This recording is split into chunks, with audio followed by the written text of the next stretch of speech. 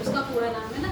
तो हम अभी जैसे आप कैंप चल रहा, कभी हमारे पास भी ऐसे प्रोजेक्ट आता है, कैंप लगाते हैं, कभी हम जानकारी लेते हैं किसी महिला हेल्पलाइन की, या कभी कुछ और काम करते हैं। अलग अलग प्रोजेक्ट आते रहते हैं और हम अलग अलग काम करते हैं। अभी हमारे पास आया जेंडर का एक प्रोजेक्ट है ना, तो उसके लिए हम बात करने, जागरूकता बढ़ाना चाहते हैं।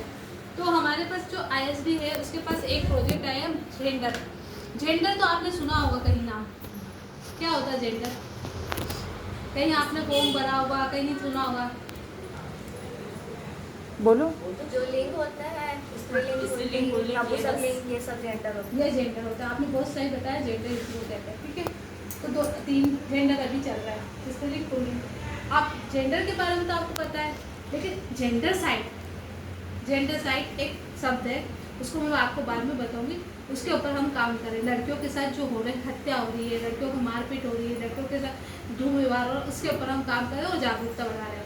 जैसे कि आप बताओ कि लड़कियों की संख्या ज़्यादा है या पुरुषों की संख्या ज़्यादा है भारत में? लड़कों की। आपने सही बताया, लेकिन बहुत सारे चाहते हैं तो वहाँ पे ये बोलते हैं कि लड़कियों की संख्या ज़्यादा है ना। क्यों? कि उनको पता भी नहीं होता। अब लड़कों की संख्या ज़्यादा क्यों हो रही है? क्योंकि लड़कियों की हत्या हो रही है। हाँ, भ्रूण हत्या भी होती है। हाँ, भ्रूण हत्या। उसके अलावा रेप करके भी मार देते हैं। रेप करके मार देते हैं। और शादी होने के बाद जैसे दहेज वगैरह के उसके अंदर भी लड़कियों को मारते हैं। हाँ, ये आप बहुत सही बता रहे हो। और कोई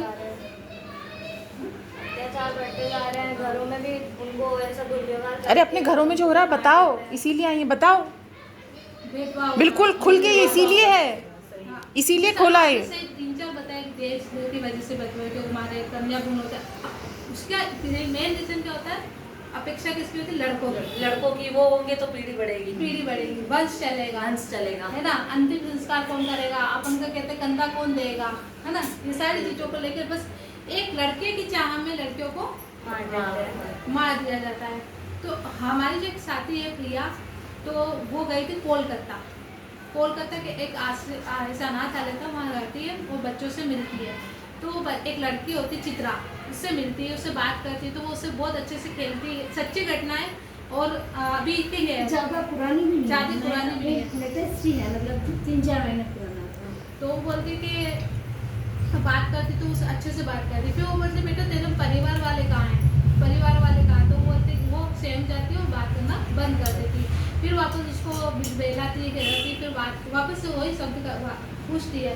तो वो अपनी घटना बताती है कि मेरे पिता को लड़का चाहिए था, तो मेरी माँ जब गर्भवती हुई तो मेरे पिता को बहुत आस हुई कि लड़का होगा, वंश चलेगा और मैं आगे बढ़ेगा।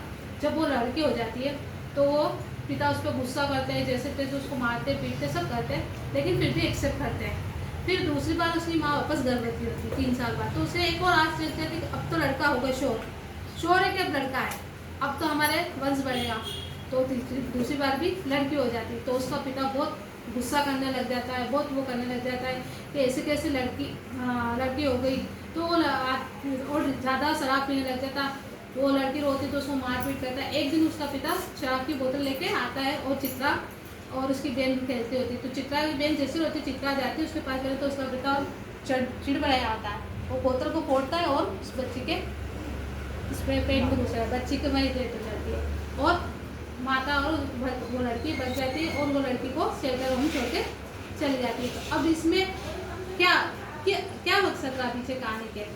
सिर्फ एक लड़के की चाह में एक लड़की की हत्या हुई, फिर लड़कियां पे लड़का हो जाते हैं 2, तो लड़कियां पैदा नहीं करते हैं, वहाँ भी लड़की को रोक देते हैं। आप कहता है कन्या भ्रूण हत्या आजकल चल रही है, वो भी होती है। वालेकुम सलाम। तो इस तरह से आ जाओ। आजकल विचार तो ये होगा कि भारत में सब एक बराबर हो गया, लड़का लड़की में कोई भेदभाव नहीं, लेकिन अभी भी भेदभाव चल रहा है, अभी भी ऐसा हो रहा। अगर आपके आसपास जैसी कोई लड़की है या लड़की है जिसके साथ अत्याचार हो रहा है, तो आप हमारे 1091 एक छोटी 18 साल की है तो उस पर फ़ोन करा सकते हैं। बाल विवाह आपने शब्द सुना होगा, तो उसको रोकना है। अगर आप कुछ नहीं कर सकते, खाली एक फ़ोन लगा सकते हैं 1098 पे। कोई महिला घरेलू हिंसा से पीड़ित है, मारपीट हो रही है, तो आप उसका विकल्प हेल्पलाइन नंबर है, मैं आपको प्रोवाइड करा दूँ, उस पर जा सकते हैं। वुमेन हेल्पलाइन नंबर है, वहाँ जा सकते हैं। खाली आपका एक कदम उस महिला की शायद जीवन बदल सकता है। आपने उसको नंबर देना है कि भाई ये तेरी हिंसा हो रही, तू यहाँ चली जा। लड़की को कोई मारपीट हो रही, लड़की के साथ कोई दुर्व्यवहार हो रहा, कहीं हो रहा है, तो आप उसको नंबर दे सकते हैं। आगे आपको जोड़ना था, बस हमारा मकसद है जेंडर, लड़कियों के साथ जो होने वाली हत्याएं हैं उसको रोकना है, लड़कियों के साथ होने वाली हिंसाओं को रोकना है। हमें इसका आपका सहयोग चाहिए, यही हमारा मकसद से हम आए थे कि आप कहीं भी इस लड़की को देखते हैं, महिला को देखते हैं, तो आप हमें कॉल कर सकते हैं। विकल्प हेल्पलाइन नंबर है या फिर 1098 नंबर है जो लड़कियों के लिए 18 साल से कम बच्चे के लिए। कन्या भ्रूण हत्या भी हो रही तो आपका कहीं नाम नहीं आएगा, आप उसको बता सकते हैं। नहीं, पर जैसे कन्या भ्रूण हत्या कहीं बाल विवाह भी हो लेकिन रहा था, हाँ, उसका पर फिर